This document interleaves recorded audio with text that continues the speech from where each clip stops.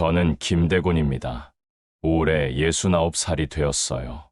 제 인생이 어떻게 이렇게 됐는지 지금부터 말씀드리겠습니다.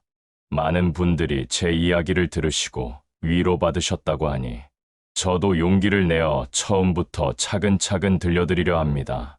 평범한 삶을 살았어요. 아내와 함께 40년을 살며 아들 제모와 딸 제이를 키웠습니다. 우리 부부는 자식들을 위해 모든 것을 바쳤어요. 제모가 대학에 갈 때도 제이가 결혼할 때도 우리는 기꺼이 도왔죠. 등록금이 부족하면 적금을 깨고 혼수 준비가 필요하면 대출까지 받아가며 지원했습니다. 그래서 노후 준비는 제대로 하지 못했지만 그땐 그게 중요하지 않았어요. 자식들이 잘 되는 게 우리의 행복이었으니까요. 결혼 초기에는 작은 원룸에서 시작했습니다. 아내는 새벽마다 일어나 도시락을 싸주었고 저는 건설 현장에서 땀을 흘리며 일했어요. 힘들었지만 행복했습니다. 제모가 태어난 날 병원에서 아내가 제 손을 꼭 잡으며 말했어요. 여보, 우리 아이 잘 키워보자. 그때의 다짐을 평생 지켰다고 생각합니다. 아이들이 아플 때면 밤새 간병하고 학부모 상담이 있으면 일을 빼먹고라도 참석했어요. 제이가 초등학교 때 글짓기 대회에서 상을 탔을 때 아내와 둘이 얼마나 기뻐했는지 모릅니다. 세월이 흘러 아이들이 결혼하고 독립한 후 아내와 저는 더욱 끈끈해졌어요. 매일 아침 함께 동네 공원을 산책하는 것이 유일한 낙이었습니다. 아내는 항상 제 왼쪽 팔에 자신의 오른팔을 끼고 걸었어요. 그날도 평소와 다름없이 아내의 손을 잡고 걸었습니다. 오늘 날씨가 참 좋네, 여보. 저는 하늘을 올려다보며 말했어요. 봄날의 상쾌한 공기를 마시며 우리는 소소한 이야기를 나누고 있었습니다. 벚꽃이 막 피기 시작한 나무 아래를 지나면서 아내가 말했어요. 여보, 오늘 저녁엔 뭘 해 먹을까? 아내는 언제나 저녁 메뉴를 고민했습니다. 40년을 함께 살면서도 매일 새로운 음식을 해주려고 애썼어요. 된장찌개 어때? 오랜만에 먹고 싶네. 제가 된장찌개를 좋아한다는 걸 아내는 잘 알고 있었어요.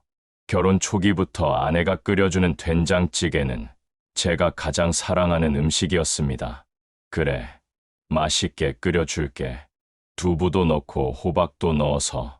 아내는 환한 미소를 지으며 대답했어요. 그 미소가 제가 아내에게서 본 마지막 미소였습니다. 그때였어요. 갑자기 아내가 제 손을 놓치더니 하는 소리를 냈습니다. 이상하다 싶어 아내를 바라보는 순간 아내의 얼굴이 굳어지면서 몸이 한쪽으로 기울었어요. 여보, 괜찮아? 어디가 아파? 제가 급히 아내를 부축했지만 아내는 대답도 못한 채 눈을 감았습니다. 아내의 몸이 점점 무거워지면서 제 품에 쓰러졌어요. 평생 함께 산책하던 그 길에서 벚꽃이 피어나는 아름다운 봄날에 이런 일이 일어날 줄은 꿈에도 몰랐습니다. 여보, 여보. 아무리 불러도 아내는 대답이 없었어요. 손이 떨리면서 119에 전화를 걸었습니다. 여기 공원에서 제 아내가 쓰러졌어요. 빨리 와주세요.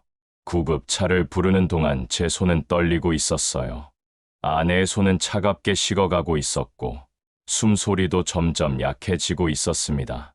주변에 있던 사람들이 하나둘 모여들기 시작했어요. 할아버지, 괜찮으세요? 구급차 불렀어요? 한 젊은 여성이 다가와서 물었습니다. 네, 불렀어요. 제발 빨리 왔으면 좋겠는데 몇 분이 몇 시간처럼 느껴졌어요. 드디어 구급차 사이렌 소리가 들렸을 때 저는 안도의 한숨을 내쉬었습니다. 응급구조사들이 아내를 들것에 옮기는 모습을 보며 저는 처음으로 아내를 잃을지도 모른다는 두려움을 느꼈어요. 보호자분이세요? 같이 타세요. 구급차 안에서 아내의 손을 잡고 있었지만 아내는 여전히 의식이 없었습니다. 산소 마스크를 쓴 아내의 얼굴은 너무나 창백했어요. 병원 응급실에서 의사 선생님께서 심각한 표정으로 말씀하셨습니다. 부인께서 뇌출혈이 심각합니다. 지금 당장 수술이 필요한 상황이에요. 그런데 수술비가 상당히 들 것 같습니다. 의사의 말에 머리가 하얘졌어요. 하지만 망설일 시간은 없었습니다. 네, 알겠습니다. 어떻게든 하겠어요. 제발 제 아내를 살려주세요. 그 순간 저는 집이든 돈이든 무엇이든 다 버릴 각오를 했습니다. 아내 없는 인생은 상상할 수 없었으니까요. 40년 동안 매일 아침 함께 일어나고 매일 밤 함께 잠들었던 아내를 잃을 수는 없었어요. 수술실 앞에서 기다리는 동안 저는 처음으로 신에게 간절히 기도했습니다. 아내와 함께했던 추억들이 주마등처럼 스쳐 지나갔어요. 신혼 시절 작은 원룸에서의 행복했던 시간들, 아이들을 키우며 힘들지만 보람찼던 날들, 그리고 아이들이 독립한 후 둘만의 소중한 시간들. 그날부터 제 인생에서 가장 힘든 시간이 시작되었어요. 내일은 어떻게 수술비를 마련할지 걱정하며 잠들어야 했습니다. 수술비를 마련하는 것이 제일 급한 일이었어요. 병원에서 받은 견적서를 보니 3천만 원이라는 큰 금액이 적혀 있었습니다. 평생 모아둔 적금과 예금을 다 합쳐도 절반도 안 되는 돈이었어요. 집으로 돌아와서 밤새 계산기를 두드려 봤지만 답이 나오지 않았습니다. 결국 우리가 30년 동안 살아온 집을 팔기로 결심했어요. 부동산에 급매로 내놓으니 시세보다 훨씬 낮은 가격이었지만 어쩔 수 없었습니다. 아저씨, 급하게 파시는 거라 이 정도 가격밖에 안 되는데 괜찮으세요? 부동산 중개업소 사장의 말에 저는 고개를 끄덕였어요. 네, 괜찮습니다. 빨리 처리해 주세요. 계약서에 도장을 찍는 순간 가슴이 먹먹했어요. 신혼 시절부터 차근차근 모아서 산 집, 아이들이 뛰어놀며 자란 집을 떠나야 한다니. 하지만 아내를 살리는 것이 더 중요했습니다. 집을 팔고 적금을 해지해도 수술비에는 여전히 부족했어요. 하는 수 없이 자식들에게 연락했습니다. 제모에게 먼저 전화를 걸었어요. 제모야, 아빠다. 엄마가 많이 아프셔서 수술을 해야 하는데. 제모는 처음에는 놀라며 걱정하는 듯 했어요. 아버지, 어머니가 많이 아프세요. 어떤 수술인데요? 뇌출혈 수술이라고 설명하자 제모는 한동안 말이 없었습니다. 아버지, 수술비가 얼마나 드는데요? 2천만 원 정도 더 필요하다. 아버지, 죄송해요. 저도 지금 회사에서 힘든 시기라 큰 돈을 보태드리기 어려워요. 요즘 경기가 안 좋아서 회사도 구조 조정을 하고 있거든요. 제모의 말에 저는 한숨만 쉴 수밖에 없었어요. 그동안 제모 대학 등록금, 결혼 자금까지 다 지원해줬는데 정작 제가 어려울 때는 도움받기 어렵다니. 그래, 너도 사정이 있겠구나. 알겠다. 다음에는 딸 제이에게 전화했습니다. 제희야, 아빠다. 엄마가 갑자기 쓰러져서 수술을 해야 하는데. 제이도 처음에는 깜짝 놀라며 걱정했어요. 아버지, 어머니가 어떻게 되신 거예요? 병원은 어디로 모셨어요? 상황을 설명하자 제이는 울음을 터뜨렸습니다. 아버지, 어머니 괜찮으시겠죠? 제가 당장 병원으로 갈게요. 그건 고맙고 수술비가 좀 부족해서. 아버지, 저희도 지금 빚이 있어서요. 남편 사업이 잘 안 되고 있어서 은행 대출금도 많이 남아있고 정말 죄송해요. 제이의 말을 들으며 저는 가슴이 아팠어요. 제가 평생 자식들을 위해 살아왔는데 정작 제가 도움이 필요할 때는 아무도 없다는 게 너무나 서글펐습니다. 그날 밤 병원에서 아내 곁을 지키며 많은 생각을 했어요. 자식들을 원망할 수도 없었습니다. 그들도 각자의 삶이 있고 각자의 어려움이 있을 테니까요. 하지만 마음 한편으로는 서운함이 밀려왔어요. 결국 저는 마지막 방법을 택했습니다. 고리대금 업체에서 돈을 빌리기로 한 것이에요. 인터넷에서 찾은 대부업체에 전화를 걸었습니다. 여보세요. 급전이 필요한데 대출이 가능한지요? 네. 얼마나 필요하신데요? 2천만 원 정도요. 담보는 있으신가요? 집은 이미 팔기로 계약한 상태라 담보로 잡을 수 없었어요. 담보는 없고요. 신용대출로 가능한가요? 나이가 어떻게 되세요? 66입니다. 전화 너머로 잠시 침묵이 흘렸어요. 아, 그러시면 이자가 좀 높을 수밖에 없어요. 월 이자가 10% 정도 되는데 괜찮으시겠어요? 10%라는 말에 머리가 돌았어요. 2천만 원을 빌리면 매달 200만 원씩 이자를 내야 한다는 뜻이었습니다. 하지만 다른 방법이 없었어요. 네, 알겠습니다. 다음 날 대부업체 사무실을 찾아갔어요. 허름한 건물 2층에 있는 작은 사무실이었습니다. 사무실 안에는 정장을 입은 남자 2명이 앉아 있었어요. 어르신이 김대곤 씨시죠? 어제 전화하신 분? 네, 맞습니다. 계약서 한번 보시고 서명해 주세요. 이자는 월 10%고 원금은 1년 후에 일시불로 상환하시면 됩니다. 계약서를 받아들고 읽어봤지만 복잡한 법률 용어들이 가득했어요. 제대로 이해하기 어려웠지만 급한 마음에 꼼꼼히 읽을 여유가 없었습니다. 혹시 중간에 원금을 일부라도 상환하면 이자가 줄어드나요? 아니요. 계약 기간 동안은 매달 정해진 이자를 내셔야 해요. 중간 상환은 안 됩니다.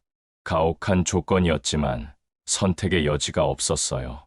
계약서에 서명할 때 제 손은 떨렸습니다. 이 빚을 어떻게 갚아 나갈지, 앞으로의 삶은 어떻게 될지 걱정이 되었지만 그때는 아내를 살리는 게 먼저였어요. 돈은 언제 받을 수 있나요? 지금 바로 드릴게요. 현금 2천만 원을 받아들고 병원으로 달려갔어요. 수술비를 입금하고 나서야 조금 안심이 되었습니다. 수술은 5시간 동안 계속되었어요. 수술실 앞 의자에 앉아 기다리는 시간이 평생 가장 길게 느껴진 시간이었습니다. 복도를 오가는 간호사들, 응급실에서 들려오는 소음들, 모든 것이 불안하게만 들렸어요. 드디어 수술실 문이 열리고 의사 선생님이 나오셨어요. 수술은 성공적으로 끝났습니다. 하지만 아직 안심하기는 이릅니다. 며칠 더 지켜봐야 해요. 그 말을 듣고 무릎에 힘이 풀렸어요. 다행히 수술은 잘 끝났지만 아내의 상태는 여전히 심각했습니다. 중환자실로 옮겨진 아내를 보니 온몸의 관들이 연결되어 있었어요. 의식은 없었지만 그래도 숨을 쉬고 있다는 것만으로도 감사했습니다. 여보, 수술 잘 끝났어. 이제 괜찮을 거야. 의식 없는 아내에게 속삭였지만 대답은 없었어요. 내일부터는 매일 이자 200만 원을 어떻게 마련할지 걱정해야 했습니다. 수술은 성공적으로 끝났지만 아내의 상태는 좋지 않았습니다. 의식은 돌아왔지만 반신불수가 되었고 말도 제대로 하지 못했어요. 오른쪽 팔다리를 전혀 움직이지 못했고 말을 하려고 해도 하는 소리만 낼 뿐이었습니다. 병원비는 계속해서 불어났어요. 중환자실 입원비만 하루에 30만 원이었고 각종 검사 비용과 약값까지 합치면 매일 50만 원 가까이 나왔습니다. 저는 점점 더 큰 빚의 수렁에 빠져들고 있었어요. 매일 병원에 가서 아내의 손을 잡고 이야기를 했습니다. 여보, 힘내. 곧 좋아질 거야. 우리 함께 다시 산책도 가고 된장찌개도 먹자. 아내는 제 말을 알아듣는 듯 눈을 깜빡이기도 했지만 제 말이 정말로 전해지는지 확실하지 않았어요. 가끔 아내의 눈에서 눈물이 흘러내릴 때면 제 마음도 찢어질 것 같았습니다. 물리치료사가 매일 와서 아내의 마비된 팔다리를 움직여 주었어요. 보호자분, 꾸준히 재활치료를 받으시면 어느 정도는 회복이 가능할 거예요.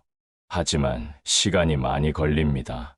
희망적인 말이었지만 재활치료 비용도 만만치 않았어요. 한 달에 200만 원 정도가 더 들 것 같다고 했습니다. 그렇게 한 달이 지났어요. 아내는 조금씩 나아지는 것 같았지만 여전히 혼자서는 아무것도 할 수 없는 상태였습니다. 대소변도 가리지 못해서 기저귀를 차야 했고, 음식도 유동식만 겨우 먹을 수 있었어요.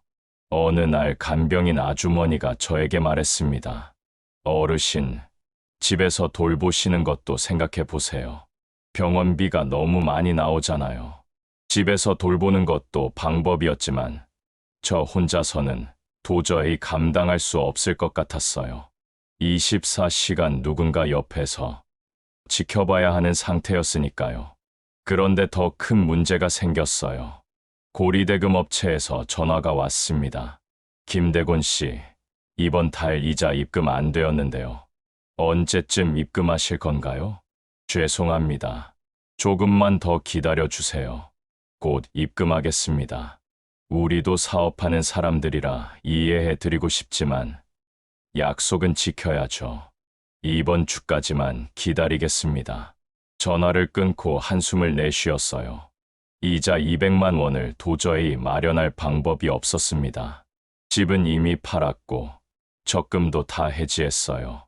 연금은 아직 받을 나이가 아니었고요.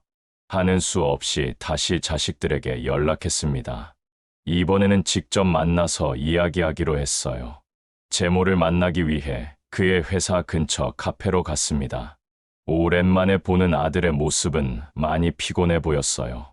정장 차림이지만 어깨가 축 늘어져 있었고 눈 밑에는 다크서클이 깊게 패여 있었습니다. 아버지, 오랜만이에요. 어머니는 어떠세요? 많이 좋아지고 계시지만 아직은 힘든 상황이다. 그런데 재모야, 사실 아빠가 좀 어려운 상황이야. 재모의 표정이 굳어지는 게 보였어요. 병원비가 계속 나가는데 이자도 갚아야 하고 혹시 좀 도와줄 수 있을까? 말을 끝맺기 전에 재모가 말을 잘랐습니다. 아버지, 정말 죄송해요. 제가 지금 회사에서 중요한 프로젝트를 맡고 있어서 정신이 없어요. 실적도 안 나오고 있고 사실 제 자리도 위험한 상황이에요. 돈을 빌려드리고 싶어도 저희도 대출금이 많아서 여유가 정말 없어요. 재모의 말에 저는 가슴이 철렁 내려앉았어요. 하지만 이해하려 노력했습니다. 그래, 아빠도 너 사정 이해한다. 그럼 돈은 그렇다 치고 잠시만이라도 아빠랑 같이 살면 안 될까? 어머니 퇴원하면 집에서 돌봐야 하는데 재모의 표정이 더욱 굳어졌어요. 아버지, 저희 집이 너무 좁아서요. 방이 2개뿐인데 아이들도 있고 그리고 아이들이 시끄럽게 하면 어머니한테 안 좋을 것 같아서요. 정말 죄송해요. 저는 더 이상 말을 잇지 못했어요. 아들의 눈빛에서 거부감을 분명히 읽을 수 있었기 때문입니다. 그는 제 시계를 자꾸 쳐다보며 불편해하고 있었어요. 그래, 알겠다. 너도 바쁠 테니까 너무 바쁘게 살지 마라. 건강 챙기고. 네, 아버지도 건강 조심하세요. 어머니께 안부 전해주세요. 카페를 나오는 발걸음이 무거웠습니다. 차가운 바람이 얼굴을 스쳤지만 그것보다 마음이 더 차갑게 식어갔어요. 이제 마지막 희망은 딸 제이뿐이었습니다. 다음 날 저는 제이의 집을 찾아갔어요. 아파트 단지 입구에서 잠시 망설였습니다. 혹시 제이도 오빠와 같은 반응을 보이면 어쩌나 하는 두려움 때문이었어요. 초인종을 누르고 기다리는 동안 가슴이 뛰었어요. 누구세요? 인터폰을 통해 들려오는 제이의 목소리가 피곤해 보였어요. 제이야, 아빠다. 문이 열리고 제이가 나왔습니다. 제이의 모습도 많이 변해 있었어요. 머리는 산발이 되어 있었고 평상복도 구겨진 상태였습니다. 아버지, 갑자기 웬일이세요? 어머니는 어떠세요? 어머니는 조금씩 좋아지고 계셔. 제이야, 아빠가 좀 어려운 상황이야. 제이는 저를 집 안으로 들였어요. 집 안도 평소와 달리 어수선했습니다. 설거지가 쌓여 있고 아이들 장난감이 여기저기 흩어져 있었어요. 아버지, 앉으세요. 차 한 잔 드릴게요. 고맙다. 그런데 제희야, 너 많이 힘들어 보이는구나. 제이의 눈에 눈물이 고였어요. 아버지, 저도 사정이 있어요. 남편이 사업에 실패해서 빚이 많이 생겼어요. 집도 팔아야 할지도 모르겠고, 이혼 얘기까지 나오고 있어요. 지금 제가 아버지를 돌볼 여력이 정말 없어요. 제이의 말에 저는 할 말을 잃었어요. 제 딸의 불행한 소식에 마음이 아팠지만, 동시에 제 처지를 생각하니 더욱 절망스러웠습니다. 그래, 아빠 이해한다. 너도 힘든 상황인데 무리한 부탁을 했구나. 너무 힘들어하지 마라. 제이의 집을 나오면서 저는 완전히 절망에 빠졌어요. 이제 제가 갈 곳은 정말 어디도 없었습니다. 자식들도 각자의 어려움 속에서 살고 있었고, 저를 도와줄 여력이 없었어요. 그날 밤 병원에서 아내 곁을 지키며 깊은 생각에 빠졌습니다. 내일부터는 어떻게 살아야 할지, 이자는 어떻게 갚아야 할지 막막했어요. 그날 밤 저는 고시원 방에 앉아 지난날을 회상했어요. 아이들이 태어났을 때의 기쁨, 그들이 자랄 때 느꼈던 행복, 그리고 그들을 위해 아내와 함께 모든 것을 바쳤던 시간들. 제모가 첫걸음을 걸었을 때, 제이가 처음으로 아빠라고 불렀을 때의 감격이 생생히 떠올랐습니다. 내가 뭘 잘못했을까? 자문자답을 반복하며 밤을 지새웠어요. 창문 밖으로 새벽이 밝아오고 있었지만 제 마음은 점점 더 어두워져만 갔습니다. 다음 날 아침 고시원 주인이 찾아왔어요. 문을 두드리는 소리에 겨우 잠에서 깨어났습니다. 김 선생님, 방세 언제쯤 주실 수 있나요? 벌써 2달째 밀리고 있잖아요. 고시원비 60만 원도 마련할 수 없는 처지였어요. 죄송합니다. 조금만 더 기다려 주세요. 아내가 아파서 병원비가 많이 들어가고, 선생님 사정은 이해하지만 저도 장사하는 사람이라 이번 주까지만 기다리겠습니다. 그때까지 안 주시면 나가셔야 합니다. 주인의 표정은 단호했어요. 더 이상 기다려줄 수 없다는 게 분명했습니다. 그 말을 듣고 저는 마지막 결심을 했어요. 다시 한번 자식들을 찾아가서 간절히 부탁하기로 한 것입니다. 먼저 제모의 집으로 갔어요. 아파트 경비 아저씨에게 물어보니 제모의 가족이 휴가차, 제주도로 여행을 갔다고 했습니다. 일주일 후에나 돌아온다는 이야기였어요. 이럴 때 여행이라니. 마음이 착잡했지만 어쩔 수 없었어요. 절망 속에서 제이의 집으로 다시 향했습니다. 제이는 집에 있었지만 문을 여는 그녀의 표정은 어제보다도 더 냉담했어요. 눈이 붓고 상기된 걸 보니 많이 울었던 것 같았습니다. 아버지, 어제 말씀드렸잖아요. 저도 지금 정말 힘들다고. 제이야, 아빠가 길거리에 나 앉게 생겼다. 정말 갈 곳이 없어. 잠시만, 정말 잠시만 도와주면 안 될까? 제이의 눈에서 짜증이 섞인 눈물이 흘렀어요. 아버지, 제발 이러지 마세요. 저도 이제 곧 이혼하고 혼자 살아야 해요. 애들 키우기도 버거운데 아버지까지 어떻게 돌봐요? 그럼 병원에라도 같이 가줄 수 있을까? 엄마가 너를 보고 싶어 하시는데. 아버지, 지금 그런 여유가 어디 있어요? 변호사랑 만나야 하고, 재산 정리도 해야 하고, 정말 바빠 죽겠어요. 제이의 단호한 거절에 저는 그 자리에 주저앉고 말았어요. 제가 그토록 사랑하고 아꼈던 자식들에게 이렇게 버림받을 줄은 꿈에도 몰랐습니다. 제이야, 내가 어렸을 때 아프면 밤새 안고 있었던 게 누구였는지 기억하니? 대학 등록금 마련하려고 아빠가 얼마나 고생했는지 잊었니? 눈물을 흘리며 말했지만 제이의 마음은 움직이지 않았어요. 아버지, 그런 말씀 하지 마세요. 저도 지금 정말 힘들어요. 제발 그만 가주세요. 제이야, 아빠가 정말 죽을 것 같다. 엄마도 혼자 두고 이제 정말 갈 곳이 없어. 아버지, 그만하세요. 저도 미치겠다고요? 제이가 소리를 질렀어요. 그 소리에 이웃집에서 사람들이 나와서 구경하기 시작했습니다. 무슨 일이세요? 옆집 아주머니가 걱정스러운 표정으로 물었어요. 아무것도 아니에요. 죄송합니다. 제이는 사람들의 시선을 의식하며 급히 문을 닫았어요. 그렇게 저는 제이의 집에서도 쫓겨나다시피 나왔습니다. 이제 정말로 갈 곳이 없어졌어요. 비틀거리며 걸어가다가 동네 공원 벤치에 앉았습니다. 주머니에는 1,000원짜리 지폐 몇 장이 전부였고 가방에는 옷 몇 벌과 아내의 사진이 전부였어요.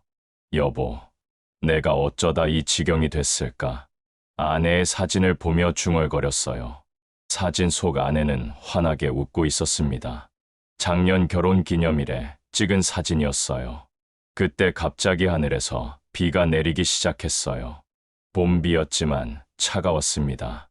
하늘도 나를 버리는구나. 우산도 없이 비를 맞으며 저는 그저 앉아 있었어요. 지나가는 사람들이 저를 이상한 눈으로 쳐다봤지만 신경 쓰지 않았습니다. 더 이상 체면이나 자존심 같은 건 중요하지 않았어요. 할아버지, 괜찮으세요? 우산 없으세요? 한 젊은 여성이 우산을 들고 다가왔어요. 괜찮습니다. 신경 쓰지 마세요. 비 많이 오는데 어디 피하실 곳이라도 없습니다. 제 대답에 그 여성은 잠시 망설이더니 우산을 제 옆에 놓고 갔어요. 고마운 마음이었지만 더 이상 누구의 도움도 받고 싶지 않았습니다. 비에 흠뻑 젖은 채로 밤을 지새웠어요. 벤치가 딱딱해서 몸이 아팠지만 그것보다 마음이 더 아팠습니다. 아침이 되자 배고픔이 몰려왔어요. 근처 분식집에 들어가 라면 한 그릇을 시켰어요. 어르신, 괜찮으세요? 많이 젖으셨네요. 분식집 아주머니가 걱정스럽게 물었습니다. 네, 괜찮습니다. 라면을 먹으면서 눈물이 났어요. 그것이 제게 남은 마지막 돈으로 먹는 식사였기 때문입니다. 3,000원짜리 라면 한 그릇이 이렇게 귀할 줄은 몰랐어요. 어르신, 라면 더 드릴까요? 서비스로. 아주머니의 친절이 고마웠지만 자존심이 허락하지 않았어요. 아니요, 괜찮습니다. 잘 먹었습니다. 분식집을 나와서 다시 공원으로 향했어요. 이제 저는 정말로 길거리에 나앉게 되었습니다. 평생을 성실하게 살아왔고 자식들을 위해 모든 것을 바쳤던 제가 이렇게 될 줄은 꿈에도 몰랐어요. 공원 화장실에서 젖은 옷을 조금이라도 말리려고 했지만 역부족이었어요. 감기라도 걸리면 큰일이었습니다. 병원에 갈 돈도 없었으니까요. 그날 이후로 저는 공원 벤치와 지하철역을 전전하며 노숙 생활을 시작했어요. 처음에는 너무나 부끄럽고 비참했습니다. 혹시라도 아는 사람을 만날까봐 고개를 들 수가 없었어요. 하지만 시간이 지나면서 점점 무감각해져 갔어요. 생존이 우선이었습니다. 깨끗한 화장실을 찾아다니고, 비를 피할 곳을 찾아다니고, 조금이라도 따뜻한 곳을 찾아다니는 것이 일상이 되었어요. 거리를 떠돌던 어느 날, 한 노숙자가 제게 다가왔어요. 나이는 저보다 조금 어려 보였지만 길거리 생활 경험은 훨씬 많아 보였습니다. 아저씨, 처음 보는 얼굴이네요. 언제부터 이렇게 사셨어요? 며칠 안 됐습니다. 일자리 찾고 계세요. 몸 좀 쓸 수 있겠어요? 저는 고개를 끄덕였어요. 네, 일할 수 있습니다. 그럼 제가 아는 곳을 알려드릴게요. 인력 소개소인데 거기 가면 일당으로 일할 수 있어요. 나이가 좀 있으시긴 하지만 그의 말에 저는 희망이 생겼어요. 아직 포기하기에는 이르다는 생각이 들었습니다. 내일은 그가 알려준 인력 소개소로 가봐야겠습니다. 다음 날 아침 일찍 그가 알려준 인력 소개소로 향했어요. 새벽 5시부터 문을 연다고 해서 4시 반에 일어나 준비했습니다. 공원 화장실에서 세수를 하고 구겨진 옷이라도 최대한 정리해서 입었어요. 도착해보니 이미 많은 사람들이 줄을 서 있었습니다. 대부분 저보다 젊어 보이는 사람들이었죠. 40대부터 50대까지 모두들 일자리를 찾아 나선 사람들이었어요. 불안한 마음에 주변을 둘러보았지만 제 또래의 사람은 보이지 않았습니다. 다음 분, 소개소 직원이 큰 소리로 불렀어요. 제 차례가 되어 앞으로 나갔습니다. 어이, 할아버지, 여기서 뭐 하세요? 직원이 저를 의아한 눈으로 바라봤어요. 일하러 왔습니다. 할아버지, 여긴 힘쓰는 일하는 곳이에요. 건설 현장이나 이삿짐 센터 같은 데 나가야 하는데 할아버지 나이엔 무리예요. 그 말에 저는 고개를 숙였어요. 하지만 포기할 순 없었습니다. 제발 기회를 주세요. 저 아직 건강해요. 젊은 사람들 못지않게 일할 수 있습니다. 직원은 한숨을 쉬더니 뒤에 있던 동료와 잠깐 이야기를 나눴어요. 어르신, 정말 위험할 수도 있어요. 그래도 괜찮으시겠어요? 네, 괜찮습니다. 알겠어요. 하지만 책임은 본인이 져야 해요. 산업재해 보험도 안 들어있고 다치시면 저희는 책임 못 져요. 마지못해 고개를 끄덕인 직원이 저를 한 조에 배정해 주었어요. 일당은 10만 원, 오전 6시부터 오후 5시까지 11시간 일해야 했습니다. 그렇게 저는 첫 공사장으로 향했어요. 트럭에 다른 일꾼들과 함께 타고 가는 동안 모두들 저를 신기한 듯 쳐다봤습니다. 할아버지, 나이가 어떻게 되세요? 한 젊은 일꾼이 물었어요. 69이요. 와, 우리 아버지보다 나이가 많으시네요. 왜 이런 일을 하세요? 먹고 살려고 하는 거죠. 더 이상 자세한 설명은 하고 싶지 않았어요. 제 처지를 설명하기엔 너무 복잡하고 서글픈 이야기였으니까요. 공사장에 도착하자마자 반장이 저를 의아한 눈으로 바라봤습니다. 어르신, 여기서 무슨 일을 하러 오셨어요? 일하러 왔습니다. 반장은 난처한 표정을 지었어요. 어르신, 죄송하지만 여기는 정말 위험한 곳이에요. 무거운 건 들어야 하고, 높은 곳에도 올라가야 하고, 어르신 나이로는 무리가 아닐까요?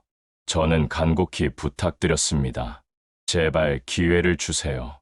열심히 하겠습니다. 정말 일이 필요해서 그래요. 반장은 잠시 고민하더니 마지못해 허락했어요. 알겠습니다. 하지만 절대 무리하지 마세요. 조금이라도 힘들면 바로 말씀하시고요. 그렇게 저의 공사장 생활이 시작되었어요. 처음에는 모든 것이 낯설고 힘들었습니다.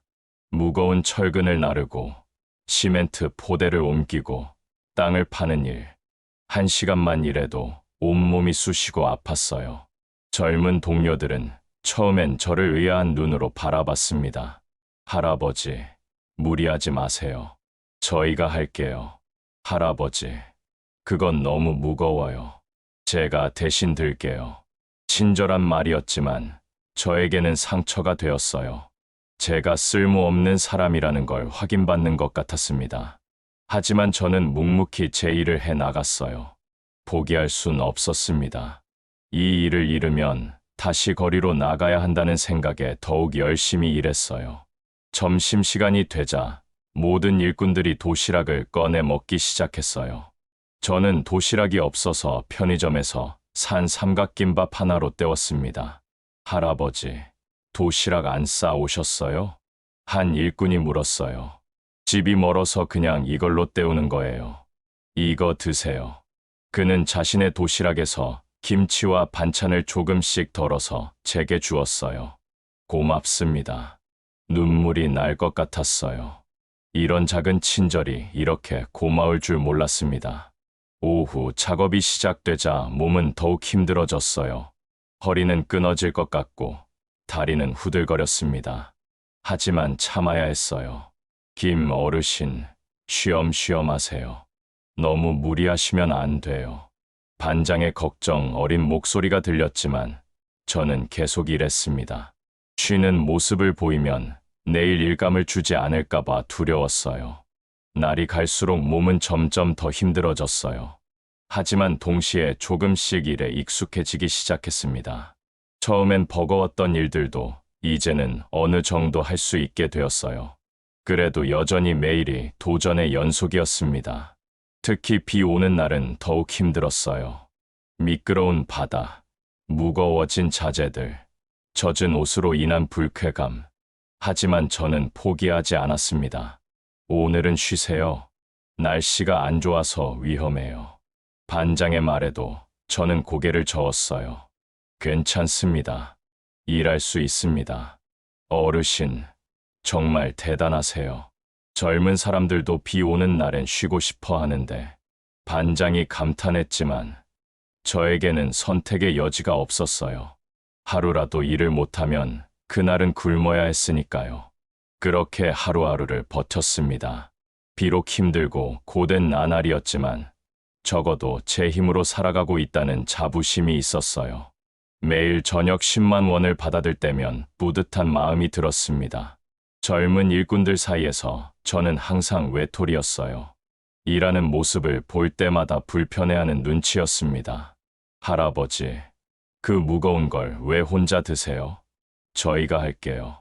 할아버지, 높은 곳은 위험하니까 저희가 올라갈게요. 친절을 가장한 무시. 그것이 제가 매일 겪어야 하는 현실이었어요. 하지만 저는 꾹 참았습니다. 일자리를 잃을 수는 없었으니까요. 어느 날 한 젊은 일꾼이 저를 보며 동료들에게 큰 소리로 말했어요. 야, 저런 일은 할아버지가 하면 안 되는 거 아냐? 우리가 해야지. 맞아. 보기에도 안쓰럽고. 그들의 말에 저는 화가 났어요. 하지만 참았습니다. 대신 묵묵히 제 일을 계속했습니다. 그들보다 더 열심히, 더 성실하게 일하겠다고 다짐했어요. 점심시간 저는 혼자 구석에 앉아 도시락을 먹곤 했어요. 다른 일꾼들은 무리지어 웃고 떠들며 식사를 했지만 저는 늘 혼자였습니다. 할아버지, 여기 앉으세요. 가끔 그렇게 부르는 일꾼도 있었지만 저는 고개를 저었어요. 그들과 어울리기에 제가 너무 늙었다고 생각했습니다. 하루하루가 지나면서 저는 점점 더 고립되어 갔어요. 일은 할 수 있었지만 마음은 점점 더 외로워졌습니다. 그래도 저는 포기하지 않았어요. 이 일이 제가 살아갈 수 있는 유일한 방법이었으니까요. 일당을 모아서 고시원에서 다시 살게 되었어요. 비록 하루하루 벌어서 하루하루 사는 생활이었지만 그래도 지붕 아래에서 잠을 잘 수 있다는 것만으로도 감사했습니다. 매일 밤 허름한 고시원으로 돌아와 아내의 사진을 보며 중얼거렸어요. 여보, 보고 있지? 내가 이렇게 열심히 살고 있어. 비록 지금은 힘들고 고된 나날이지만 언젠가는 이 시간들이 제게 큰 힘이 되리라 믿었어요. 이 경험들이 쌓여서 제 인생의 밑거름이 될 거라고 생각했습니다. 내일도 새벽 5시에 일어나서 인력 소개소로 가야겠어요. 나이 많은 저를 무시하는 젊은 일꾼들 사이에서 고된 노동을 하며 하루하루를 살아갔습니다. 날이 갈수록 공사장 일은 더욱 힘들어졌어요. 나이든 제게는 매일이 버거운 도전이었지만 그나마 일거리가 있다는 것에 감사했습니다. 김 어르신, 오늘은 여기 현장에서 일하세요. 매일 아침 반장의 지시에 따라 이 현장, 저 현장을 옮겨 다녔어요. 한 곳에 정착하지 못하고 이리저리 떠도는 신세가 되었습니다. 어떤 날은 아파트 건설 현장에서, 어떤 날은 도로 공사장에서, 또 어떤 날은 철거 현장에서 일했어요. 어르신, 오늘부터 이틀간은 일거리가 없어요. 죄송합니다. 그런 말을 들을 때면 가슴이 철렁 내려앉았어요. 일당으로 겨우 낀 일을 해결하는 제게 하루라도 일을 못하면 당장 굶어야 했습니다. 그런 날엔 하루 종일 다른 인력 소개소를 찾아다녔지만 쉽게 일자리를 구할 수는 없었어요. 추운 겨울이 찾아왔습니다. 바람이 뼛속까지 파고드는 날 저는 공사장 한편에서 몸을 웅크리고 있었어요. 손가락은 감각이 없을 정도로 시렸고 발끝은 얼어붙는 것 같았습니다. 김 어르신, 춥지 않으세요? 저기 컨테이너에 난로 있는데 가서 좀 쉬세요. 젊은 동료의 말에 고개를 저었어요. 괜찮아요. 넌 이래라. 나는 좀 이따 움직일 거야. 사실 몸은 얼어붙는 것 같았지만 쉴 수는 없었습니다. 쉬는 모습을 보이면 나약해 보일까 두려웠어요. 더군다나 다른 일꾼들 앞에서 제가 추위를 못 견디는 모습을 보이고 싶지 않았습니다. 그날 밤 고시원으로 돌아왔을 때 온몸이 덜덜 떨렸어요. 차가운 바람에 몸속까지 시린 느낌이었습니다. 주머니를 뒤졌지만 대부분을 고리대금 업체에 입금하고 남은 돈은 1,000원짜리 지폐 몇 장이 전부였어요. 이대로는 안 되겠구나. 그날부터 저는 퇴근 후 폐지를 줍기 시작했어요. 한 장이라도 더 모아서 돈을 벌어야 했습니다. 공사장에서 오후 5시에 일을 마치고 저녁 6시부터 밤 10시까지 동네를 돌아다니며 폐지를 주었어요. 어르신이 이 시간에 뭐 하세요? 지나가던 사람들이 가끔 물었어요. 아, 그냥 운동 삼아 산책하는 거예요. 부끄러워서 사실을 말할 수 없었습니다. 한때 가정을 꾸리고 자식들을 키웠던 가장이 이제는 폐지를 주어야 하는 신세가 되었다는 게 너무 창피했어요. 며칠 후 겨우 모은 폐지를 팔아본 돈은 10,000원 정도였어요. 그 돈으로 찜질방을 찾았습니다. 아, 따뜻하다. 찜질방 온돌에 누우니 그간의 피로가 풀리는 것 같았어요. 뜨거운 사우나에 들어가서 몸을 따뜻하게 데우고 맥반석방에서 잠시 눈을 붙였습니다. 하지만 동시에 눈물이 났어요. 이렇게 사는 게 맞는 걸까? 하는 의문이 들었어요. 평생 성실하게 살아온 제가 왜 이런 처지가 되었을까? 자식들을 위해 모든 걸 바쳤는데 왜 이렇게 외롭게 늙어가야 할까 하는 원망이 밀려왔습니다. 다음 날 아침 몸은 좀 나아졌지만 마음은 더욱 무거워졌어요. 다시 추운 현실로 돌아가야 한다는 생각에 발걸음이 떨어지지 않았습니다. 공사장에 도착하니 반장이 저를 불렀어요. 김 어르신, 오늘은 저기 높은 곳에 올라가서 일해야 해요. 괜찮으시겠어요? 저는 망설였어요. 높은 곳은 위험했고 제 나이에 그런 일을 하기엔 무리였습니다. 하지만 거절할 수는 없었어요. 일자리를 잃을 수 없었으니까요. 네, 할 수 있습니다. 조심스럽게 사다리를 타고 올라갔습니다. 높은 곳에서 바라본 풍경이 아찔했어요. 바람이 불 때마다 사다리가 흔들렸고 아래를 내려다보니 현기증이 났습니다. 하지만 일에 집중하려 노력했어요. 그때였어요. 갑자기 어지러움이 몰려왔고 순간 발을 헛디뎠습니다. 몸의 균형이 무너지면서 떨어질 것 같은 공포가 엄습했어요. 조심하세요. 누군가의 외침이 들렸지만 이미 늦었어요. 저는 그대로 아래로 떨어졌습니다. 떨어지면서 머릿속에는 아내의 얼굴이 스쳤어요. 여보, 미안해. 이렇게 가면 안 되는데. 바닥에 떨어진 순간 왼쪽 다리에 극심한 통증이 느껴졌어요. 그리고 허리와 어깨에도 심한 충격이 전해졌습니다. 주변 사람들이 황급히 달려왔어요. 어르신, 괜찮으세요? 빨리 119 불러요. 정신 차리세요. 어르신. 정신이 흐릿해지는 가운데 구급차 사이렌 소리가 들렸어요. 들것에 실려가면서 저는 이제 정말 끝났구나라는 생각이 들었습니다.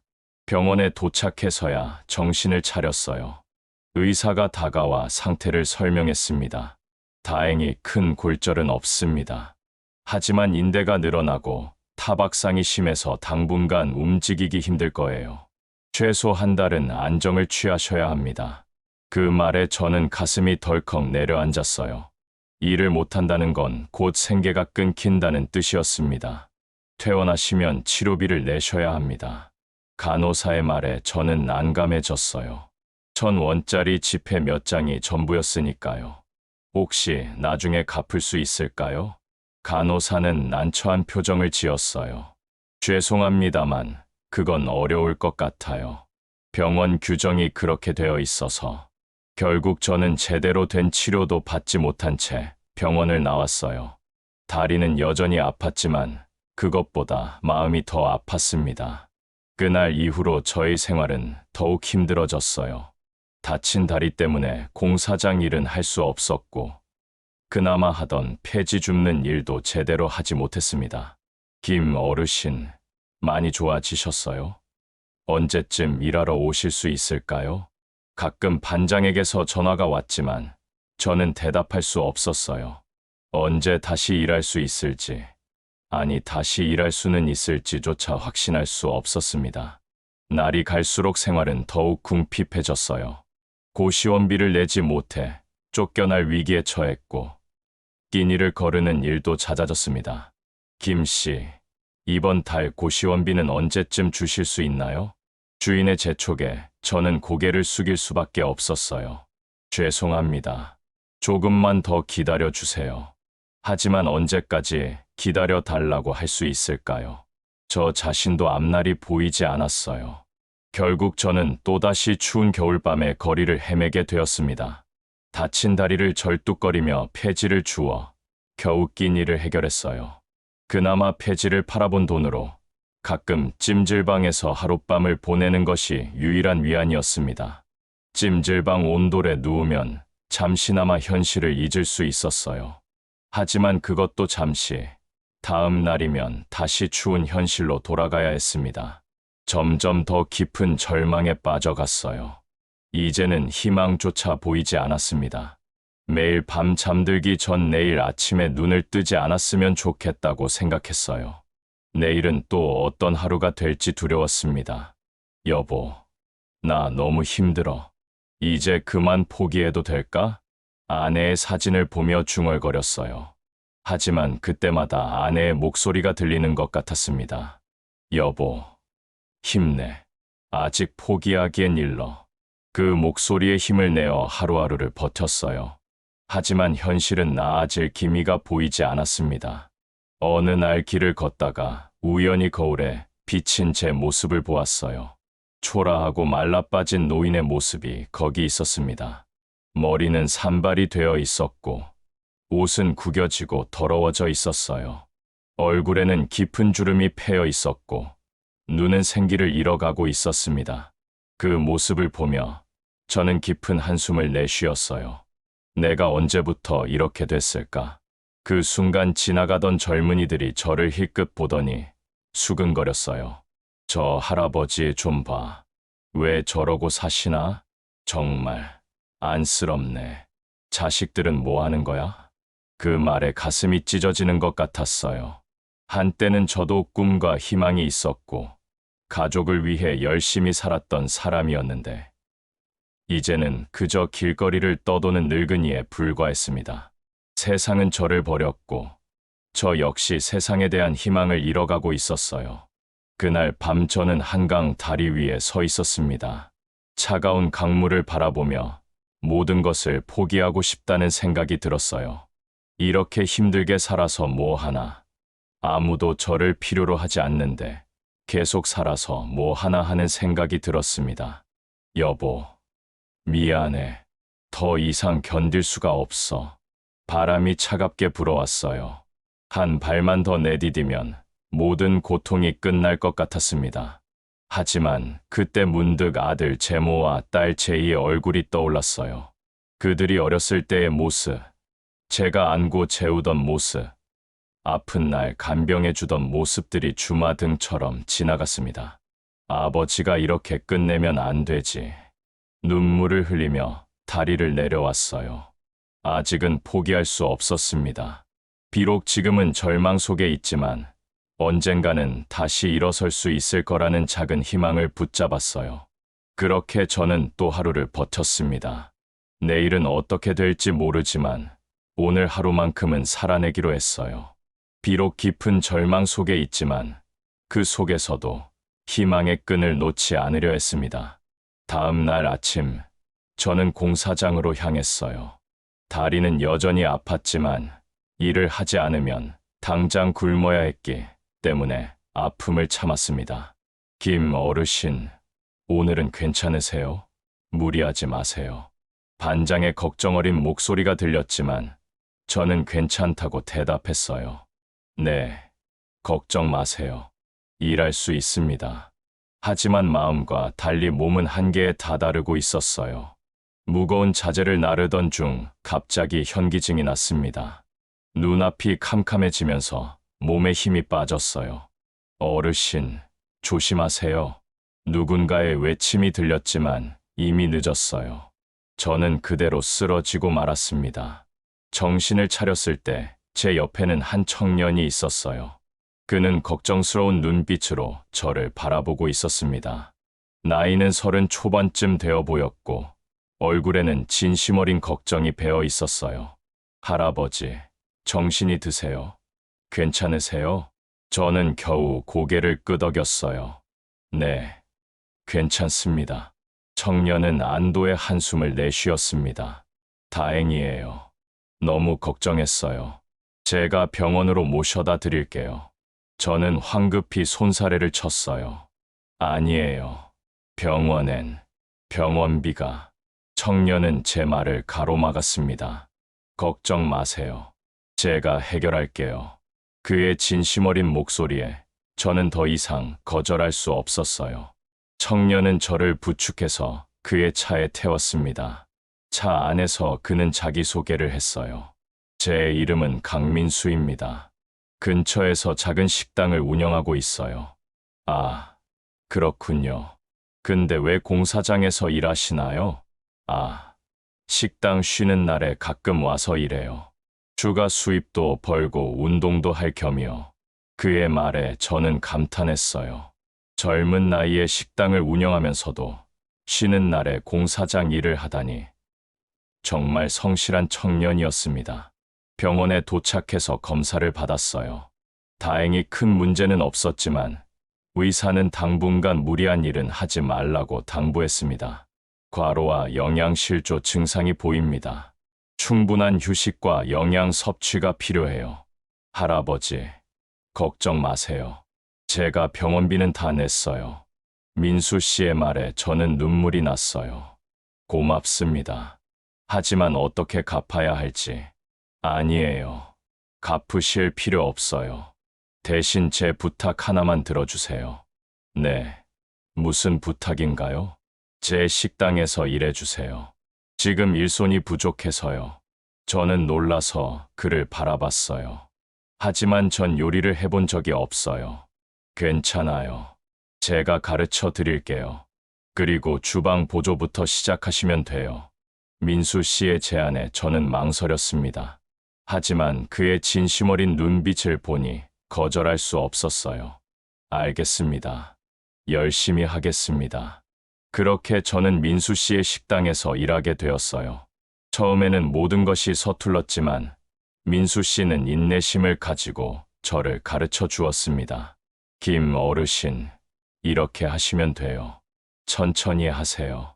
그의 친절한 지도 덕분에 조금씩 요리에 익숙해져 갔어요. 설거지를 하고 재료를 다듬고 간단한 음식을 만드는 법을 배웠습니다. 일하는 중에 민수 씨는 제 사연을 물어봤어요. 처음에는 말하기 망설여졌지만 그의 진심 어린 태도에 조금씩 마음을 열었습니다. 제 이야기를 들은 민수 씨의 눈에는 깊은 연민이 서려 있었어요. 정말 힘드셨겠어요. 하지만 이제 걱정 마세요. 제가 옆에서 도와드릴게요. 그의 말에 저는 또다시 눈물이 났어요. 오랜만에 누군가가 저를 진심으로 걱정해 주는 것 같았습니다. 이런 시간 동안 민수 씨에 대해 더 알게 되었어요. 그는 어려서부터 요리에 관심이 많아 대학을 졸업한 후 바로 식당을 열었다고 했습니다. 처음에는 정말 힘들었어요. 하지만 포기하지 않고 열심히 했더니 지금은 어느 정도 자리를 잡았죠. 그의 이야기를 들으며 저는 젊은 시절의 제 모습을 떠올렸어요. 저도 한때는 그렇게 열정적이고 성실했었습니다. 어르신도 분명히 다시 일어서실 수 있어요. 믿으세요. 민수 씨의 격려 덕분에 저는 새로운 희망을 얻었어요. 이 우연한 만남이 제 인생의 전환점이 될 줄은 그때 몰랐습니다. 하지만 지금 저는 확신해요. 이것이 바로 제 인생의 새로운 시작이라는 것을 말이에요. 내일부터는 정말 열심히 일해서 민수 씨의 은혜에 보답해야겠습니다. 날이 갈수록 저는 요리의 재미를 느끼기 시작했어요. 일을 마치고 한 번은 아내가 생각나서 된장찌개를 만들어 봤습니다. 아내가 평생 끓여주던 그 맛을 기억해내려고 노력했어요. 여보, 보고 있나? 내가 이렇게 요리를 하고 있어.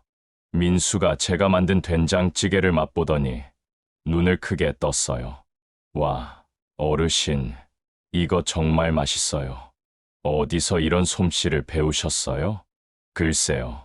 아마도 아내가 만들어주던 맛이 기억나서 그랬나 봐요. 민수는 기뻐하며 말했어요. 이거 너무 맛있어요.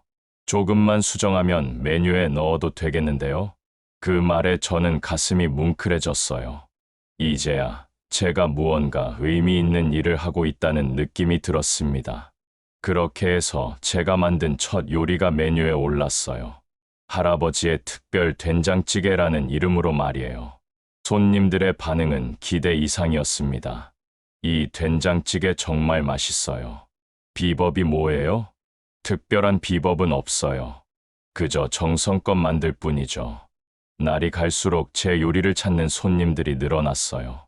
특히 나이 드신 분들이 제 요리를 맛보고 눈시울을 붉히는 모습을 보면 가슴이 뭉클해졌습니다.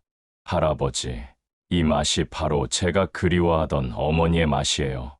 그런 말을 들을 때마다 저는 더욱 열심히 요리했어요. 이제 요리는 단순한 일이 아닌 제 삶의 새로운 의미가 되어갔습니다. 민수도 제 요리 실력의 발전을 눈여겨보고 있었어요. 어르신, 정말 대단하세요. 이렇게 빨리 실력이 늘 줄이야. 다 내가 잘 가르쳐 줘서 그래. 아니에요. 어르신의 타고난 감각이에요. 민수의 격려 덕분에 저는 더 다양한 요리에 도전하게 되었어요. 갈비찜, 불고기, 잡채 등 제가 만든 요리들이 하나둘 메뉴에 추가되었습니다. 어느 날 한 음식 평론가가 우리 식당을 찾아왔어요. 그는 제 요리를 맛보더니 감탄했습니다. 이런 맛은 처음입니다. 오랜 세월의 경험이 느껴지는 깊은 맛이에요. 그의 칭찬에 저는 겸손히 고개를 숙였어요. 과찬이십니다. 그저 정성껏 만들었을 뿐입니다. 그 평론가의 리뷰가 나간 후 식당은 더욱 바빠졌어요. 멀리서 찾아오는 손님들도 생겼고 지역 신문에서 인터뷰 요청도 왔습니다. 어르신, 어떻게 이렇게 맛있는 요리를 하실 수 있나요? 특별한 비결은 없습니다. 그저 매 순간 정성을 다할 뿐이죠. 인터뷰 기사가 나간 후 식당을 찾는 손님들이 더욱 늘어났어요. 이제는 예약을 하지 않으면 자리를 잡기 어려울 정도였습니다. 바빠진 식당 일로 피곤할 법도 했지만 저는 오히려 더 힘이 났어요. 매일 아침 일어나면 어떤 요리를 할지 생각하는 것이 즐거웠습니다. 여보, 오늘은 내가 무슨 요리를 하면 좋을까? 아내의 사진을 보며 중얼거리는 것이 일과가 되었어요. 민수는 제 변화를 흐뭇하게 지켜보고 있었어요. 어르신, 정말 행복해 보이세요. 그래, 요즘 정말 행복해. 너 덕분이야, 민수야. 아니에요. 다 어르신의 노력 덕분이죠. 우리의 대화는 언제나 이렇게 서로를 격려하는 말로 가득했어요. 어느 날 민수가 저를 따로 불렀어요. 어르신께 말씀이 있어요. 응, 뭔데? 사실 제가 어르신께 요리 기술을 더 배워서 식당을 함께 운영하고 싶어요. 그 말에 저는 깜짝 놀랐어요. 나와 함께 운영하자고? 하지만 난 그저 늙은 할아버지인데. 민수는 고개를 저었어요. 아니에요, 어르신. 어르신은 이미 이 식당의 중요한 일부가 되셨어요. 어르신의 경험과 지혜가 있어야 이 식당이 더 발전할 수 있을 거예요. 저는 잠시 생각에 잠겼어요. 이런 제안을 받을 거라고는 꿈에도 생각하지 못했습니다. 정말 이 늙은이와 함께 하고 싶은 거야?